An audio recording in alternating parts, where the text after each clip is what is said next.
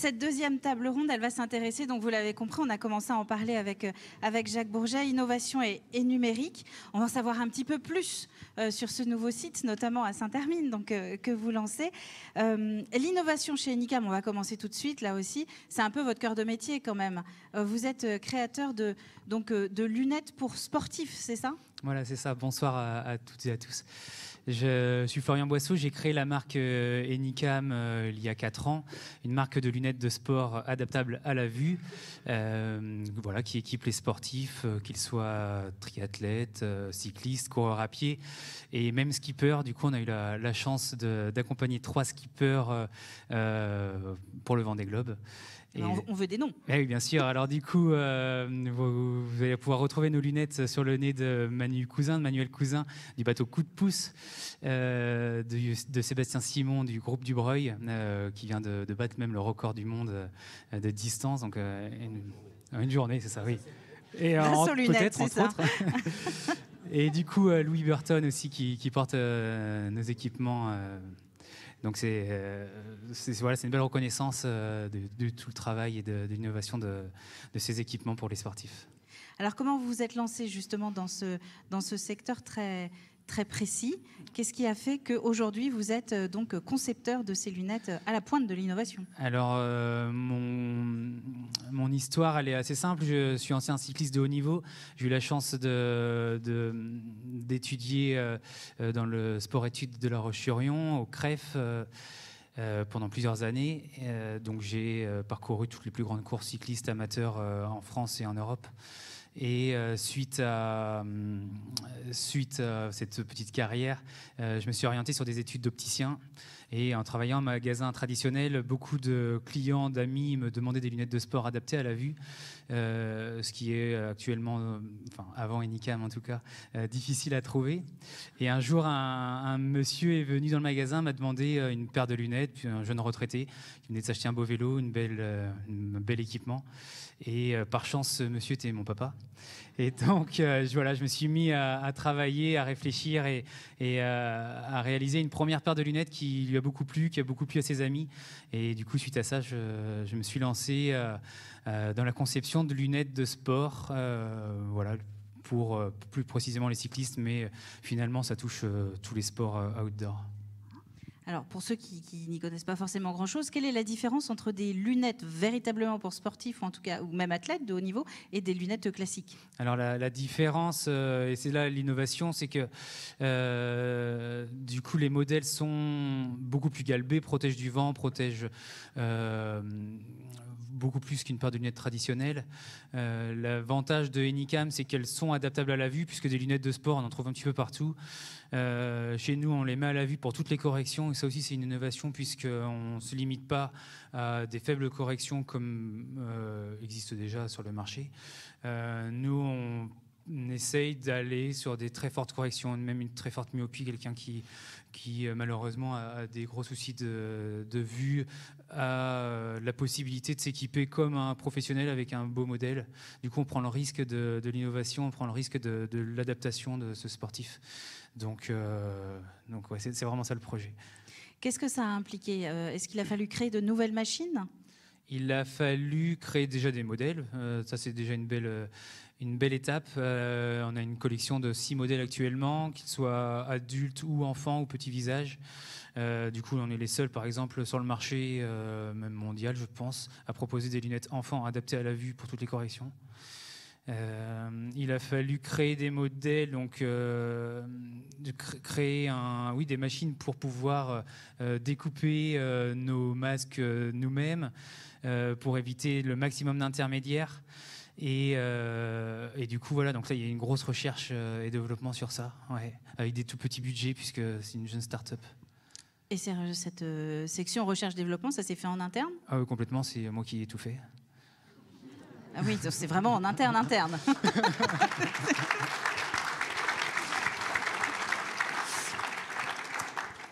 L'avantage, c'est que ça permet une certaine agilité. Vous êtes souvent en accord avec vous-même, non? Ouais, ça, c'est sympa, ça. C'est ça. Non, mais non, mais je pose. Enfin, il y a quand même une transition quand même dans la réflexion. C'est qu'à côté de vous, on a quand même deux entreprises très importantes.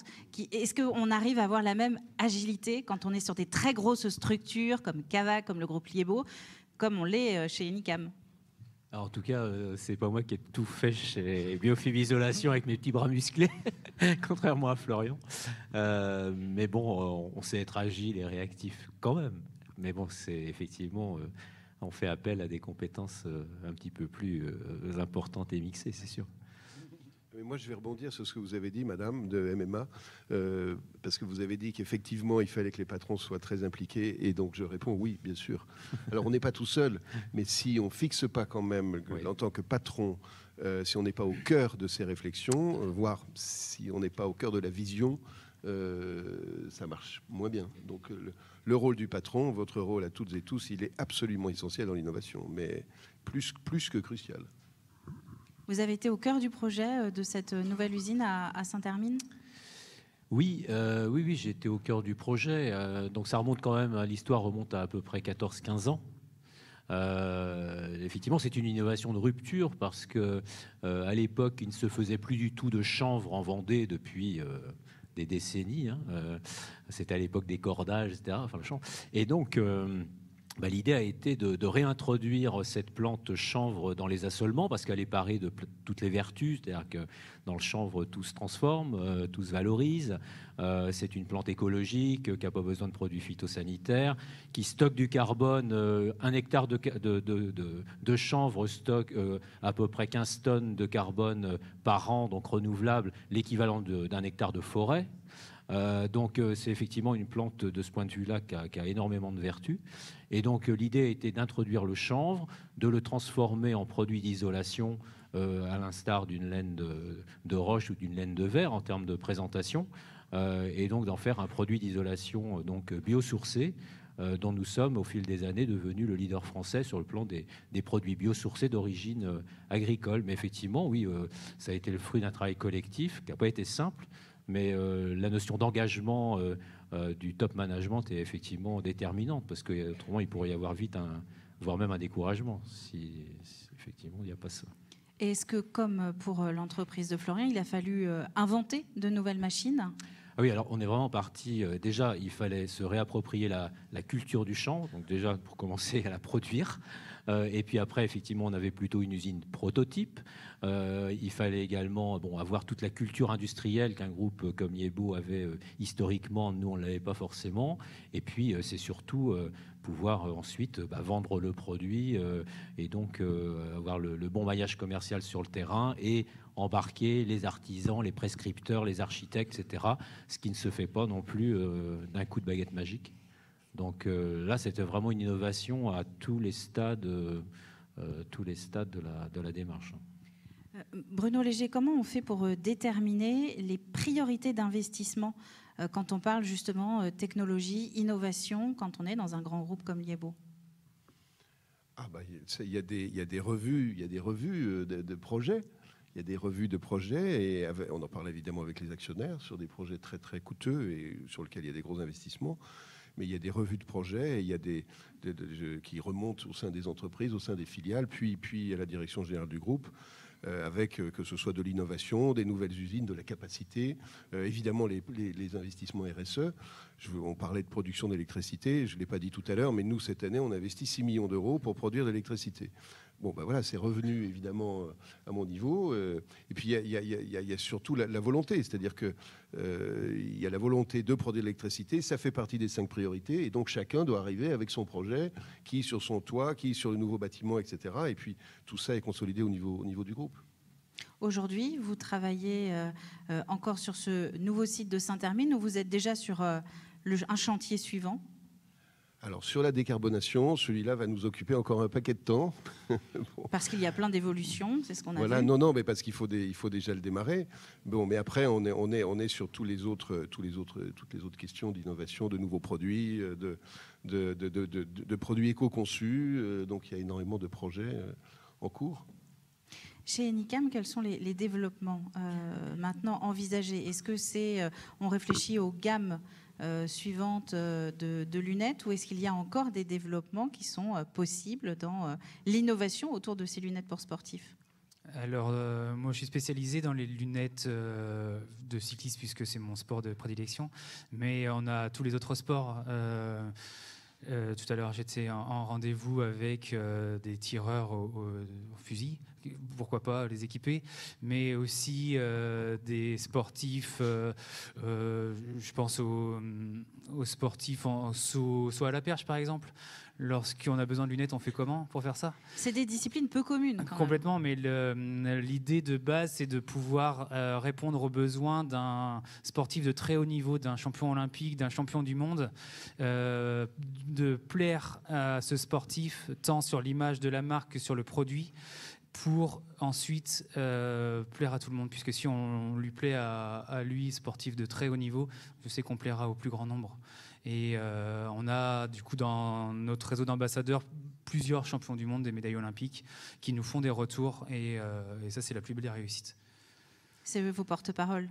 C'est eux nos porte-paroles, nos testeurs aussi, puisqu'on fait tester tous nos prototypes directement par ces sportifs qui deviennent des amis. Et quand on voit un Sébastien Simon porter la paire de lunettes pendant 1 an et ne avoir aucun souci avec, alors que c'est un sport quand même très exigeant, eh bien, on se dit que ouais, là, il y a une belle part du travail qui est déjà bien effectué. Ouais. Il y a beaucoup d'émotions quand vous parlez de votre projet. C'est quelque chose, c'est votre bébé que vous accompagnez depuis combien de temps maintenant? Ça fait 4 ans vraiment que le projet est lancé. C'est de la passion. C'est vraiment de la passion. La passion pour le sport, la passion pour les sportifs. Et c'est ça en fait qui m'anime tous les matins. Ouais. Ça se sent.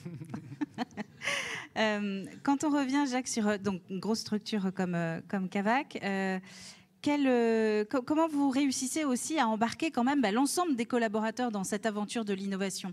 Parce que c'est pareil, on en parlait un peu avant le début de la table ronde, quand on se dit on va innover, il y a cette part d'inconnu quand même. On ne sait pas si on va aller jusqu'au bout du projet, jusqu'au bout de l'idée, et il faut quand même réussir à convaincre tout le monde de nous accompagner. C'est vrai. Alors il y a innovation et innovation, hein, et puis Bruno en parlait. Il y a effectivement l'innovation de rupture, et quand on a démarré biomatériaux, enfin le biofib, évidemment on a mis beaucoup d'argent sur la table. Il y avait vraiment un enjeu très fort. Après, on continue d'innover, y compris sur cette filiale-là, avec des produits nouveaux, etc. Bon, là, c'est aussi de l'innovation, mais avec un enjeu, je dirais, de prise de risque, etc., qui est quand même pas de même nature. Parce qu'il y a quand même cette notion de prise de risque qui est quand même assez déterminante et qu'il faut bien doser en matière d'innovation. Parce qu'on peut tout faire, mais il faut se donner aussi des limites par rapport à des simulations. Si ça tourne mal, il ne s'agit pas non plus, au motif d'avoir pensé quelque chose de révolutionnaire, de déstabiliser l'ensemble. Donc il faut vraiment trouver le bon équilibre. Les salariés Cavac, évidemment, ceux qui évoluent dans cet univers-là des produits d'isolation ont certainement une culture, l'innovation, pour un certain nombre, plus développée que dans d'autres activités plus conventionnelles et qui ont atteint un rythme de croisière. Bon, voilà. Mais c'est le propre d'une entreprise aussi d'avoir des gens qui évoluent, qui avancent pas forcément à la même vitesse, mais bon, qui vont trouver leur bonheur sur le poste qu'ils occupent. Donc votre limite dans l'innovation, c'est la raison. Oui, c'est la raison. Oui, c'est sûr. Bon, après, évidemment, il faut avoir l'idée. On n'a pas non plus des idées tous les matins en se levant, quand même. mais oui, enfin, il faut trouver c'est un jeu d'équilibre. Hein. De toute façon, la gestion d'une entreprise en matière d'investissement, d'entretien du courant, et puis d'investissement de développement, et d'investissement potentiellement qui peuvent être porteurs d'avenir, mais qui pourraient ne pas être porteurs d'avenir si ça tourne mal. Enfin, il faut trouver le bon équilibre. Oui, Bruno Léger. Oui, alors je voudrais faire moi un commentaire et un témoignage sur la méthode que j'ai utilisée. Alors, on ne vous a pas dit, mais en fait, on a un autre point commun, à part d'avoir une usine à 50 mètres, c'est qu'on est à la retraite dans quelques semaines. Alors vous avez de la chance de nous trouver, parce que dans un mois, comme l'autre, on décroche tous les deux. Et ça fait 16 ans et demi que Bruno est DG de Liebo, et moi ça fait 18 ans que je suis DG de Cavac. Oui. Voilà, donc sur le sujet de comment emmener les hommes dans l'innovation, la question que vous venez de poser, moi j'ai la méthode que j'ai mise au point, qui n'est pas très originale, mais qu'il faut mener, c'est le projet d'entreprise. Voilà. Donc le projet d'entreprise, c'est-à-dire qu'on se réunit avec le comité directeur, ça revient à la question précédente aussi sur l'implication de la direction, et on conçoit le projet d'entreprise. Alors ça met 1 jour, 2 jours, peut-être il faut recommencer et se dire on va être quoi dans 5 ans et quels sont tous les projets qu'on va mener dans les 5 ans. Bon, il y a de la croissance, il y a des nouvelles usines, il y a un restaurant d'entreprise, il y a des nouveaux produits, il y a des nouveaux marchés, il y a du digital, il y a des projets RH, voilà. Et après, on emmène l'entreprise dans ce projet et on emmène tous les en communiquant énormément en interne et en emmenant donc tous les collaboratrices et collaborateurs dans le projet. Et évidemment, en essayant d'aller au bout et de se retourner 5 ans après, en disant on est arrivé là, et voilà tout ce qu'on a fait. Et après, on entame le suivant. Voilà. Donc le projet d'entreprise, c'est ce qui donne du sens à toutes ces actions, à toutes ces innovations, à tous ces projets. C'est ce qui emmène les gens, parce que les projets, c'est ce qui fait rêver. C'est d'avoir des nouveaux projets, de se dire, voilà, on va construire une nouvelle usine, on a un nouvel produit, on a une innovation de rupture, on va construire un nouveau siège social. Donc, voilà, donc ça emmène tout le monde, et puis ça donne de la cohérence. Ça donne de la cohérence parce que chacun sait à quoi sert son action. Elle sert dans ce projet, le sous-projet, et elle sert au projet global. Voilà. C'est vrai que ça amène de la fierté. Ça amène de la fierté. Sentiment d'appartenance. Voilà, et ça fera lien avec la dernière table ronde, je pense. Mais exactement. Mais justement, quel a été l'accueil quand vous avez présenté ce projet d'usine à Saint-Hermine à vos collaborateurs? Alors, au tout début. Oui, alors tout le monde est conscient, comme toutes vos équipes, de ce besoin d'évoluer pour sauver la planète, pour améliorer nos produits, pour baisser le poids carbone. Il faut faire quelque chose, on ne peut pas rester sans rien faire. Et tout le monde a conscience aussi que, je l'ai dit tout à l'heure, l'aluminium est un matériau très carboné. Donc, la première fois qu'on produit de l'aluminium, en France, il y a une usine qui est à Dunkerque, qui produit de l'aluminium, pas pour le bâtiment, pour l'automobile. Mais quand on produit de l'aluminium pour la première fois, c'est un matériau très carboné, qui émet beaucoup de CO2 et qui consomme énormément d'électricité. Je ne l'ai pas dit tout à l'heure, mais la fonderie, quand on va produire de l'aluminium, et on va consommer beaucoup de gaz, peut-être un jour de l'hydrogène, ça n'est que 5% de l'énergie qu'il faut pour la première production d'aluminium. Et heureusement, l'aluminium, comme les métaux, est indéfiniment recyclable. Voilà, donc l'aluminium, donc en interne, tout le monde avait la conviction de ça, d'être sur un matériau qui, de ce point de vue-là, est quand même un peu... Voilà, le bois, lui, comme vous le savez, il capte le carbone, il garde le carbone, et il est bien plus vertueux de ce point de vue-là. Voilà, donc c'est sûr que les gens se sont dit, mais c'est un projet fabuleux. Si on réussit ça, notre matériau devient décarboné, on est les rois du monde. Donc ça fait rêver tout le monde de se dire on va travailler un matériau qui va devenir un matériau extrêmement vertueux sur le plan environnemental. Donc ça a été facile d'emmener les gens dans ce rêve-là. Et donc aujourd'hui, ils sont convaincus de l'utilité de ce nouveau site. Oui, alors une fois de plus, ils savent que dans notre projet, sur le projet décarbonation, qui est un des 5 axes, c'est le point majeur qui va nous permettre de décarboner. Parce qu'après, on a plein d'actions sur les transports des salariés, sur la réduction des consommations d'énergie dans les usines. Mais c'est évidemment que c'est important de le faire. Mais quand on regarde le nombre de kilos de carbone que ça représente à l'année, c'est pas beaucoup. C'est pas beaucoup. Il faut des actions beaucoup plus fortes pour décarboner. C'est ce qu'on appelle le scope 3, c'est-à-dire les fournisseurs. Il faut vraiment s'intéresser au scope 3 et décarboner les matériaux, les matières premières. En l'occurrence, nous, l'aluminium. Florian, si on en revient à Enicam, cette niche, hein, c'est quand même un produit de niche, ça vous permet d'être plus compétitif que si vous aviez proposé des produits plus classiques? Oui, c'est sûr. On a fait une grosse étude de marché pour connaître avec précision toute la concurrence. On a décidé de supprimer tous les intermédiaires. C'est-à-dire que même si on parle aussi de RSE, en tant que jeune entreprise, c'est une logique, en fait. De la fabrication de la lunette à l'expédition, tout est fait en interne. Même du dessin de la lunette à l'expédition, on fait tout en interne.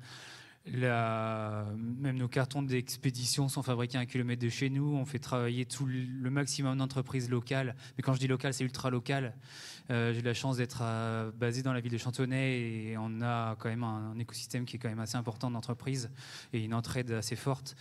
Et que ce soit du présentoir à lunettes qu'on va envoyer chez un revendeur à l'autre bout de la France ou à l'autre bout du monde. Tout est fait en ultra local, à moins d'1 kilomètre de chez nous. Je ne me vois pas travailler avec des entreprises dont je ne connais pas les responsables ou autres. Je pense que c'est une logique de simplicité et d'efficacité. Ce qui est très intéressant dans votre témoignage, c'est que ça paraît être une évidence, ce que vous dites. Oui, alors que quand on parle avec des entreprises qui ont plus d'ancienneté, on sent qu'il y a ce besoin de transition quand même, ce besoin d'évoluer et de changer un système. Le fait de travailler avec soit des sous-traitants, soit des fournisseurs vraiment d'ultra proximité. Alors vous allez me dire, vous aviez les agriculteurs. Ils sont juste à côté. Mais c'est vrai qu'aujourd'hui, il faut, pour les entreprises plus anciennes, changer, essayer de se rapprocher de ces fournisseurs et de ces sous-traitants, alors que ça paraît être quelque chose d'évident pour ces nouvelles entreprises, non ? Oui, alors moi j'ai toujours considéré qu'on était un maillon dans une chaîne et qu'on devait être extrêmement proche de ses partenaires fournisseurs comme de ses partenaires clients. Moi, toute ma vie, j'ai développé ça. Toute ma vie, j'ai développé des partenariats. J'ai toujours visité moi-même tous nos grands fournisseurs, nos grands partenaires, qui sont des partenaires technologiques parce qu'on développe des choses avec eux. Donc ça, moi, je l'ai toujours mis en œuvre. Et de même que j'ai toujours été très proche des grands clients de K-Line. Et ce matin, je disais au revoir à tout un ensemble de clients. Voilà, donc moi j'ai toujours considéré qu'il fallait être extrêmement impliqué en amont, extrêmement impliqué en aval pour comprendre ce qui se passe. Donc pour moi c'est pas quelque chose de nouveau spécialement.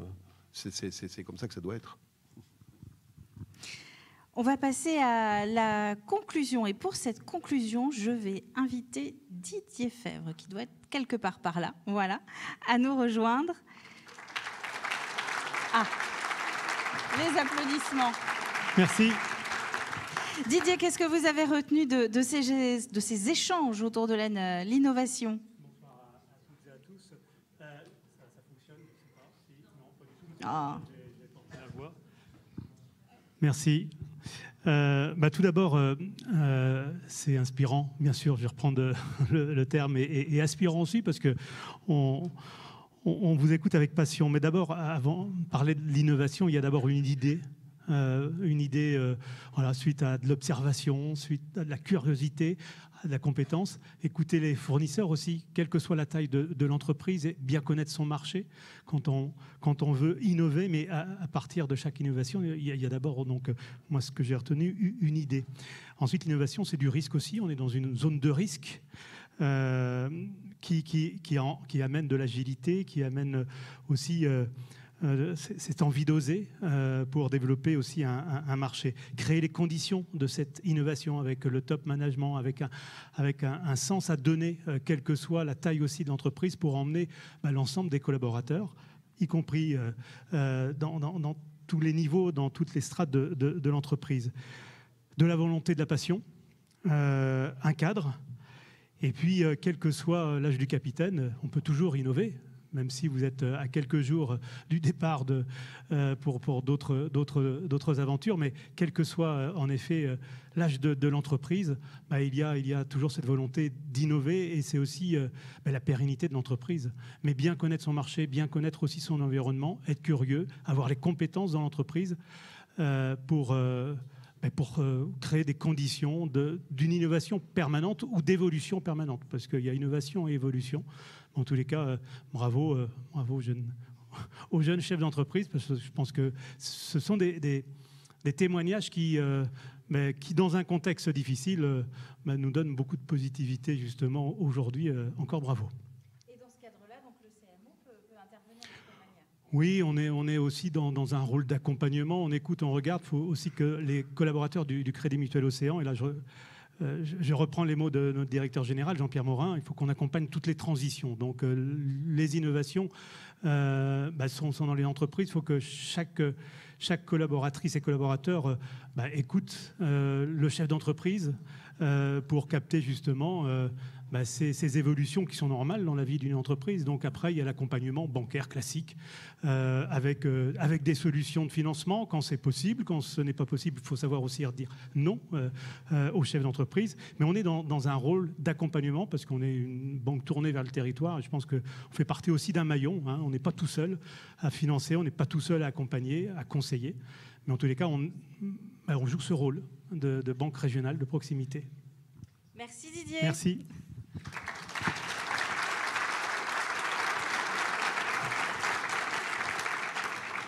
Alors la parole est à vous maintenant. Est-ce que vous avez quelques questions? Oui, au fond.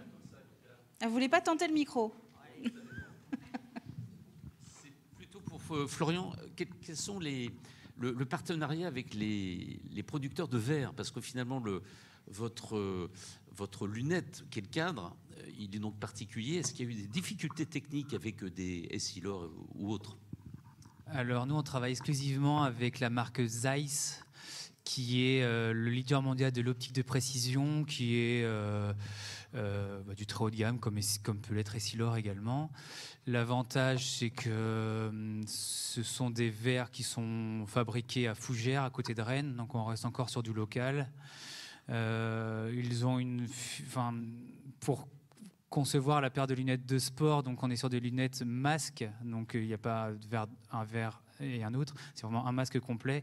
Donc il fallait trouver un fabricant qui fabrique ce masque, mais aussi les verres correcteurs, donc droite et gauche, de la même couleur, des mêmes technologies.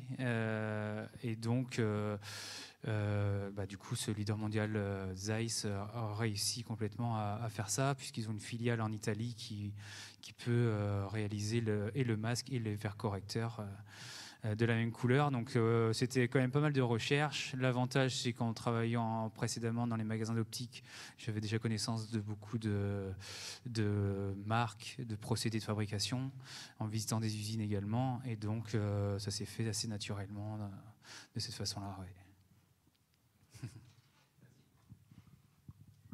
Y a-t-il une autre question? Oui, au fond. Donc moi j'avais une question sur la partie de savoir si les technologies et plus particulièrement l'internet, enfin voilà l'IA ou les choses comme ça ont pu être un outil pour développer ou inversement pu être un frein dans le développement de toutes les technologies ou le développement de nouveaux projets. Et là c'est une question à l'ensemble des intervenants ou oui. Alors on peut y passer la soirée là. Hein. Je ne suis pas sûre qu'ils seront d'accord. Alors moi j'ai beaucoup cru. Alors Internet c'est déjà vieux, hein, on est d'accord. Bon. Mais j'ai beaucoup cru il y a 7-8 ans qu'Internet allait révolutionner mon business à moi, qui est de fabriquer des fenêtres et de les livrer à des distributeurs ou à des installateurs. Et il y a des gens qui ont cru aussi et qui ont créé des business purement Internet, de vente de fenêtres sur Internet. Et je suis obligé de vous dire que ça n'a pas vraiment fonctionné.